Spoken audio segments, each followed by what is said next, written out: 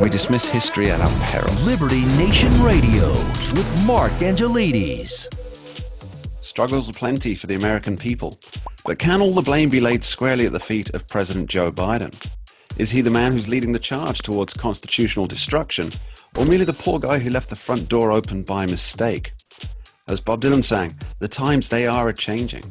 Will those with liberty in their hearts, blood and minds sink like stones or learn to swim in the treacherous new waters?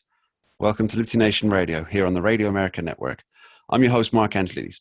On today's show, we're going to delve deep into the Virginia election results, figure out what's going on with Biden's polling numbers, and a whole lot more. I'd like to say a special hello to our listeners in Brownswood, Texas on KXYL 1240 AM and 102.3 FM. Thanks for being part of the team. Remember, this show is proudly sponsored by LibertyNation.com, where you can access podcasts, breaking news, analysis, and a range of biting and brilliant shows to whet your appetite for freedom and your fondness for the great American Constitution. Let's get started.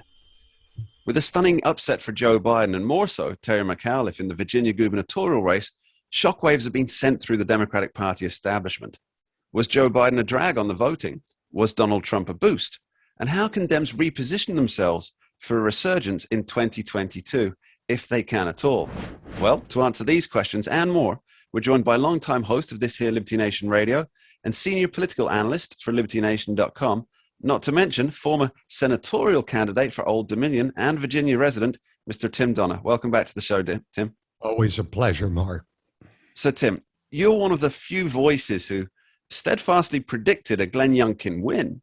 What gave you the confidence in that for such a bold position? Well, I felt from the beginning that Youngkin essentially came from outside the failed GOP establishment in Virginia that hadn't won a statewide race in about a decade. He seemed to be pitch perfect for the time. They needed somebody from outside the political establishment, but someone who didn't remind the voters of Donald Trump. Youngkin took the policies of Trump to a large extent without the Trump personality, and he cashed in on the alignment of the stars. The answer to your questions in the opening, did Biden contribute to this loss? Of course he did. And the confusion about the president was one of the things that McAuliffe blew in a way that people couldn't understand. Terry McAuliffe is the quintessential political operative veteran career politician, and he made incredible mistakes, including saying that Biden was unpopular in Virginia, and then saying because of that he didn't want to invite him, and then in desperation did invite him, which was an inexplicable move. So I think really, Mark, the stars aligned perfectly for a Youngkin victory. Yeah, he walked the line very much between aligning himself to Trump the man and Trump the movement, which I think is a large distinction that kept a lot of the more negative media outlets off his back with that. Now, as Kamala Harris warned, what happens in Virginia will in large part determine what happens in 2022 and 2024 and on, so she said. It seems to me that this prognostication by the vice president will have the Democratic operatives aflutter. Now that they've had a little time for the dust to settle, what kind of strategies do you think they'll be looking at? And was Kamala Harris's prediction here, is it all but certain? I might rephrase what she said to what happens in Virginia does not stay in Virginia. In other words, you look at what's happened in New Jersey, and I think also the overlooked question on the ballot in Minneapolis, where the voters rejected an alternative to the police by a large margin, 57 to 43. They said, no, we want to keep the police. And of course, Minneapolis was ground zero for the Black Lives Matter deconstructionist movement. Well, Look, the Summer of Love, I believe, is it's the the common summer of parlance love. for it. There were a lot of turnarounds in this race that was all about culture wars. Although in the end, it turns out taxes and the economy were extremely important in the minds of voters. But the most curious turnaround was white women, who, of course, famously suburban white women, put Joe Biden into office. And now they took Terry McAuliffe out of office because there was like a 12-point swing in the votes of white women. 15%, I think. It was a 15% swing. So that was very significant. But Kamala Harris, what happens in Virginia is not going to stay in Virginia. And, Kamala Harris has a knack for saying just the wrong thing at exactly the wrong time. And now that is going to come back to haunt her. And for the Democrats, what do they do now with this huge reconciliation bill? Not to mention the bipartisan infrastructure bill. I imagine they're going to pass the infrastructure bipartisan bill fast to give them something for the voters to feel okay about the Democrats about. But that huge reconciliation bill, they'd be better off dropping it, because if they try to pass that now that they've been rebuked across the country, bad idea. Education and what schools should be teaching, and by extension, how much input parents should have. That was one of the key factors, along with the economy, as you rightly pointed out, to Youngkin's victory. Now, that was a local issue initially that soon became a national focal point, or a touch paper, if you will. So do you see Republicans going forward, and I suppose even some more moderate Democrats, running on a similar platform? Do you think they've seen that as a key to potential electoral success? Well, I think there's no question about it, because we're in the midst of a cultural civil war in this country. Not according to Barack Obama. No, of course not. But even Barack Obama flying in to try and save Terry McAuliffe didn't work. And by the way, he's the only one of the people that got flown in for McAuliffe's benefit that's actually still popular. Biden isn't, Kamala Harris isn't, Hillary Clinton isn't. She didn't come into the state, but she did she did a lot of mailers. She did a lot of mailers to get out on his behalf. Yeah.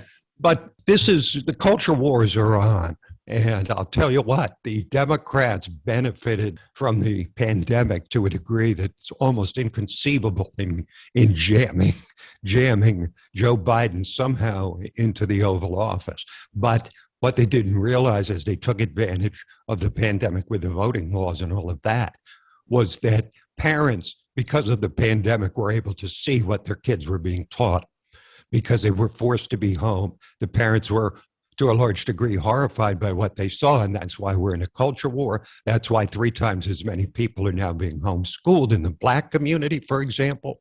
So, the chickens are coming home to roost from the pandemic in terms of the Democrats being able to exploit that virus for their own political purposes. Now the Republicans are able to do the same. Yeah, once you pull back that curtain, the wizard never quite looks the same. That's true. I don't think many people really understand the full implications of this contest, or at least it's not being touted in the mainstream media, because Virginia used to be considered a bellwether race, one of the most important. And it seems to me that status is now back on the table, and that doesn't bode well for Democrats. What's your analysis on this?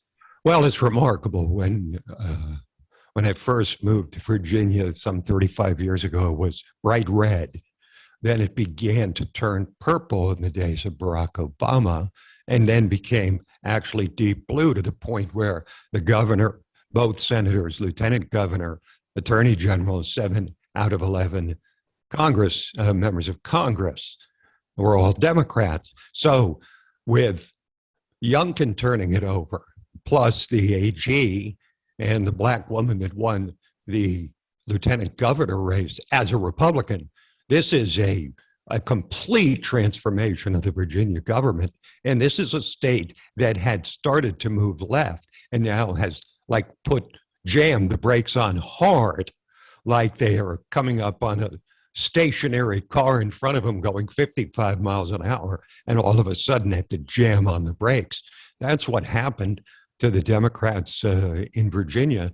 And look, again, you look at New Jersey as another example, a race that was supposed to be an easy slam dunk for the Democrat turned into a battle for the ages. And the Democrats are shaking in their boots, Mark, shaking in their boots, because there's not a whole lot of prospect of it getting better for them in the next year before the midterm elections. Okay, final question for you, Tim. A nice, quick, short-fire answer here. We know what this means for Republicans going forward, but what does it mean for Joe Biden's presidency and his reputation with his congressional members? I think he's going to be left with his pen and his phone after the 2022 midterms. And I think government is going to be at a standstill because I believe Republicans will win the Senate and the House, and it will leave Joe Biden isolated and alone and ineffectual in the White House. A lame duck president after the very first term. That's quite an achievement for anybody. He's almost won already, Mark, because I think the party, if they're smart, need to do a reverse of Clinton and triangulate and disassociate themselves from the failures of their president the way Clinton disassociated himself from the Congress in order to gain re-election in 1996. Tim Donner, thank you ever so much. Always a pleasure, Mark. Now don't go anywhere. Later in the show, we'll be talking about Fourth Amendment rights in our special Talking Liberty segment. But before that, after this short break, we'll be back with Jeff Charles to examine the ever-shrinking approval numbers of President Joe Biden.